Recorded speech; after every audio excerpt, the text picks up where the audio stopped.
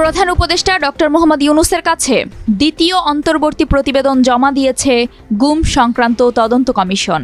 ৪ June রাষ্ট্রীয় অতিথি ভবন যমুনায় কমিশন প্রধান বিচারপতি মঈনুল ইসলাম চৌধুরীর নেতৃত্বে কমিশনের সদস্যরা প্রধান উপদেষ্টার কাছে প্রতিবেদন জমা দেন।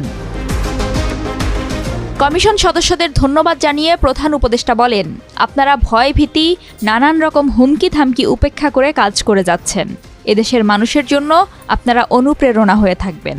ভবিষ্যতে যারা মানুষের অধিকার নিয়ে কাজ করবে, আপনারা তাদের অনুপ্রেরণা। তিনি বলেন, প্রতিবেদনটি ওয়েবসাইট ও বই আকারে প্রকাশের ব্যবস্থা করতে হবে, কেননা এটি ঘিরে শুধু বাংলাদেশ নয়, বৈশ্বিকভাবেও আগ্রহ রয়েছে। আমরা আজকে পুরো এই প্রেস রিলিজটা দিয়েছি। কালকের থেকে আপনাদেরকে আমরা 7টা চ্যাপ্টার আমরা জনসম্মুখে আমরা রিলিজ করতে পারবো এবং প্রফেসর ইউনূস গুম সংক্রান্ত কমিশনকে বলেছেন তারা যেন তাদের একটা ওয়েবসাইট করে, সেই ওয়েবসাইটে যেগুলো পাবলিশেবল প্রত্যেকটা জিনিসই দেওয়া হবে।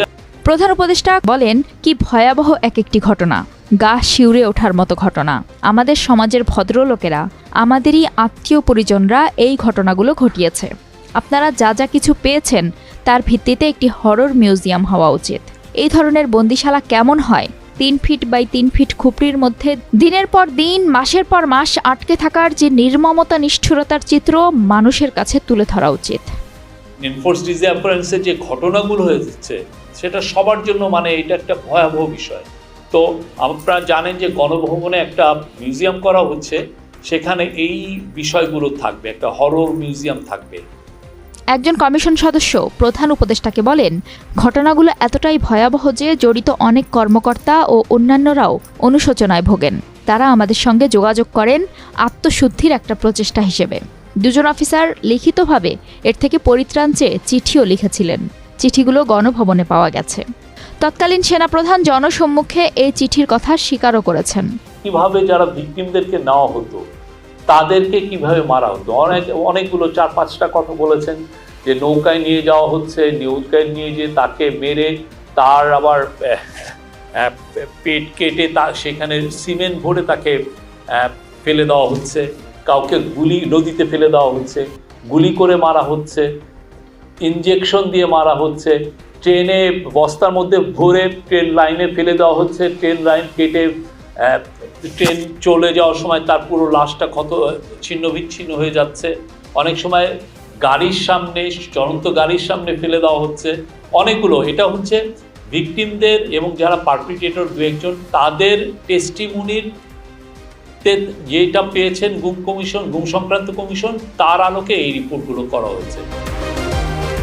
কমিশন সদস্যরা জানান, এখন পর্যন্ত তাদের কাছে 1850টি অভিযোগ এসেছে, যার মধ্যে 1350টি অভিযোগ যাচাই বাছাই শেষ হয়েছে। তবে অভিযোগের সংখ্যা 3500 ছাড়িয়ে যেতে পারে। গুমের শিকার ব্যক্তিদের মধ্যে এখনও 3 শতাধিক ব্যক্তি নিখোঁজ রয়েছেন বলেও জানান তারা। সিঙ্গেল বিগেস্ট যেটা ফাইন্ডিং ছিল যে র্যাবের যে ইন্টেলিজেন্স উইং, এটা ছিল মেন এই যে গুম হয়েছে যারা, তার মেন কালপ্রিট বা দ্য কিলার ফোর্স ওনারা বলছেন এটা হচ্ছে র্যাবের ইন্টেলিজেন্স উইং। তারা এই কাজটা সবচেয়ে বেশি ইনভলভ ছিল, এই পুরো যে গুম সংক্রান্ত কমিশন যেটা তাদের ফাইন্ডিংসে বলেছে। রাজধানীর ফরেন সার্ভিস একাডেমিতে এক সংবাদ সম্মেলনে প্রধান উপদেষ্টার প্রেস সচিব শফিকুল আলম গুম কেন হতো তার কারণও তুলে ধরেন। যারা যারা করছেন, কেন তারা এই এনফোর্স ডিসঅ্যাপিয়ারেন্সে যুক্ত হলেন? দেখা যাচ্ছে যে যারা পুলিশের মধ্যে অনেকে পিপিএম, বিপিএম, ভালো পোস্টিং, ভালো পজিশন। পিপিএম আপনি জানেন যে এটা একটা অ্যাওয়ার্ড, পুলিশের অ্যাওয়ার্ড অ্যানুয়ালি দেওয়া হয়, সেটা পাওয়ার জন্য এই কাজগুলো অনেকে করেছেন। ঢাকায় পোস্টিং পাবে কি না এটা একটা বড় ইস্যু।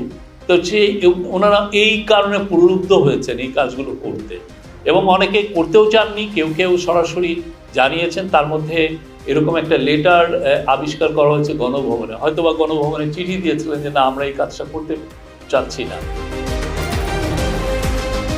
প্রধান উপদেষ্টা কমিশন সদস্যদের কাছে প্রতিবেদনের আশু করণীয়গুলো চিহ্নিত করে কোনটি কোন মন্ত্রণালয়ের আওতায় পড়ছে তা সুনির্দিষ্ট করে দেওয়ার নির্দেশনা দেন, যাতে করে সরকার স্বল্প সময়ের মধ্যে কাজগুলো শুরু করতে পারে।